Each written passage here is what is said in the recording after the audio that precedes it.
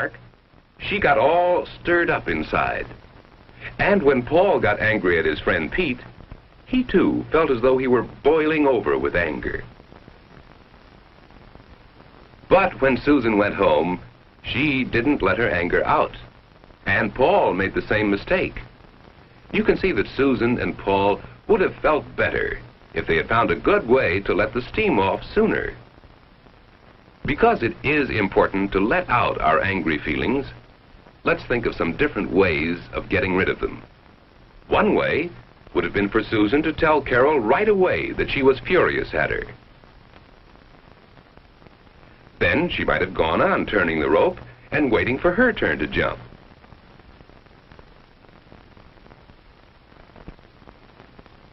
Perhaps Susan would have jumped so hard that she could have jumped higher and better than she ever had, and the girls would have admired her for doing so well.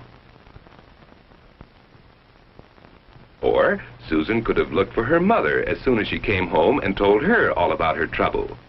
Talking difficulties over with friends, parents, homeroom teachers, or the coach are good ways to get rid of anger.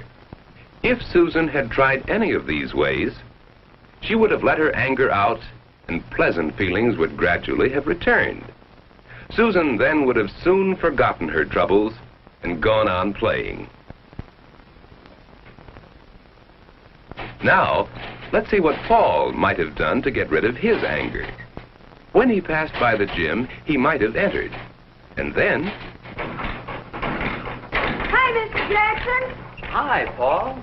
Boy, it sure feels good to get the old muscles loosened up again. But I thought you were going to be flying your model plane this afternoon. We were, but Pete ditched me. Well, how'd that happen? We were just about to fly our planes when Pete decided to play baseball. Baseball? Here, Paul, you want to hit the bag?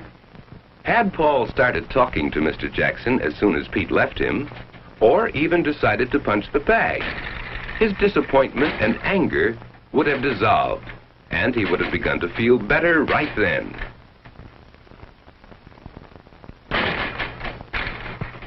Perhaps as Paul pounded the bag, he might have thought it was Pete. Every swing was a swing at Pete. Do you think that would have helped Paul get rid of his anger?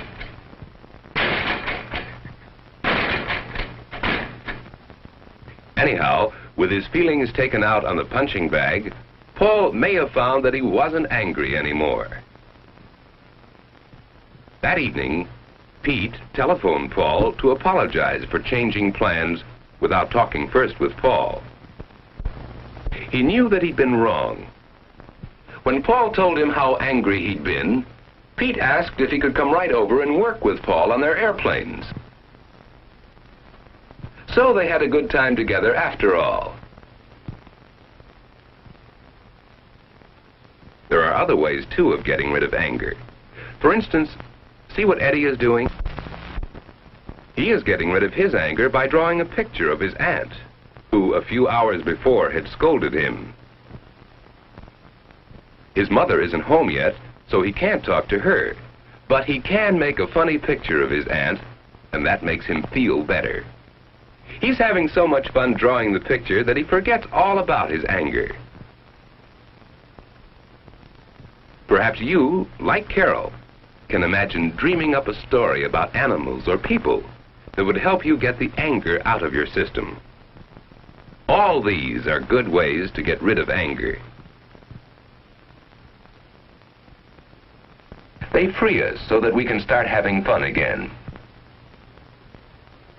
You see, the important thing is to let out our anger in some active way, by running, or jumping, or hitting the punching bag.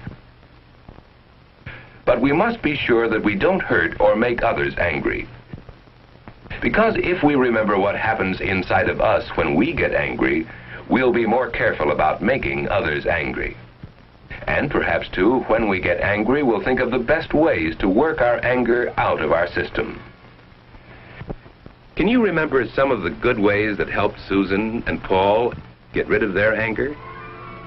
What would you have done if you'd been Paul or Susan?